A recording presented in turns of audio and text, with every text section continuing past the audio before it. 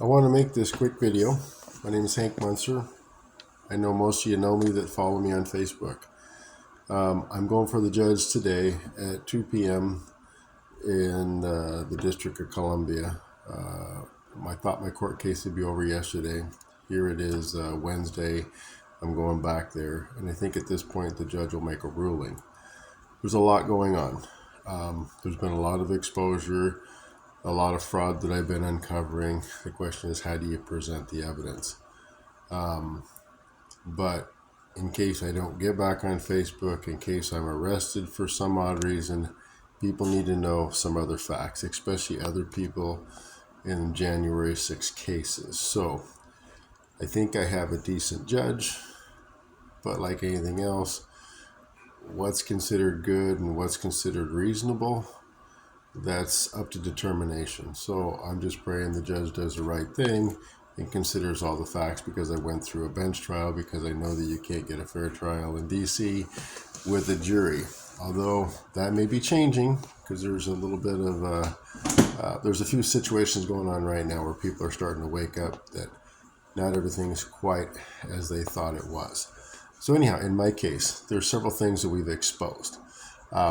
We've asked the government to provide us information as to whether there is a command and control center in Washington, D.C., and they said that there was not. So one of my claims right now is government's, by their own admission at trial, that there is a command and control center. They denied that there was any existence, as I asked for it in discovery and presented to my attorney.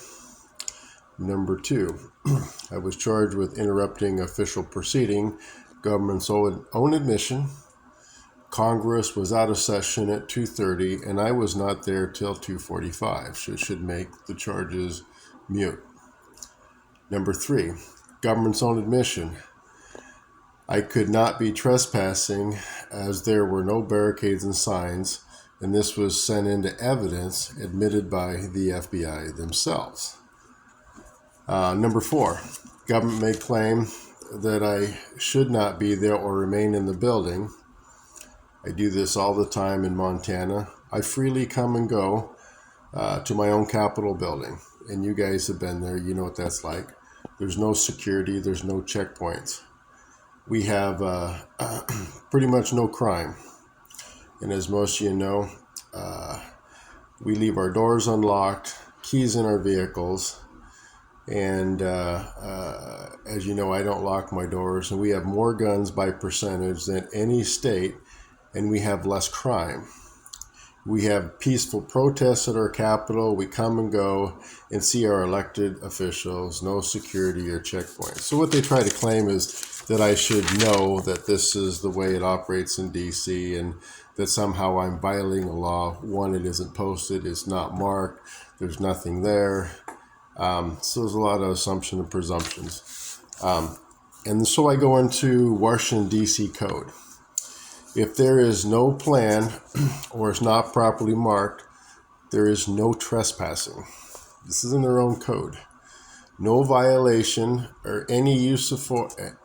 There's no violation. So if there's any use of force, it has to be announced from the front to the rear of the crowd 3 times with instructions before the use of force or use of pepper spray or any non-lethal instrument. What everyone needs to know is that that was never done on January 6th. They used lethal force. They attacked everyone without giving any warning or notification or instructions. Were there people there that were provocateurs that were causing problems? Absolutely. And normal crowd control, a person causing a problem, you jerk that person out of the crowd and you deal with that one individual. You don't take it out on the whole crowd. And so what we saw was the police brutality attacking people that day and basically creating a riot. They created it by not even following their own protocols. This has to be established and it has to be known. I put a lot of stuff on my Facebook page. Everyone needs to understand what happened that day. And once you start to understand the timeline, all this will start making a lot more sense. So anyhow, the use of such instruments without proper notice is deemed tyrannical and oppressive in nature.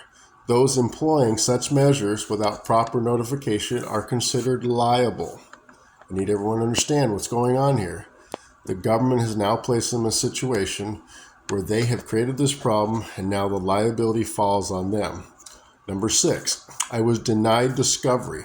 I asked for certain witnesses to be there because we knew that they're withholding information.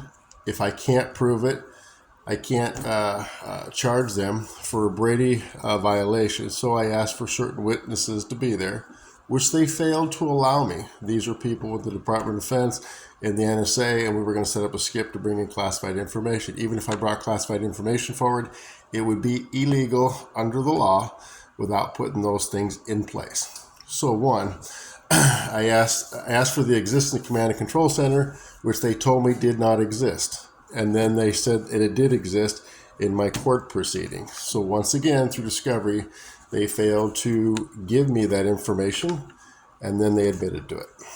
Number 2, I had to subpoena the witness, allow for discovery of information being withheld by the FBI and the Department of Justice, which is a Brady violation, which I presented to my attorney because I wanted these witnesses to be there so we could have our discovery. So I was prevented from having discovery.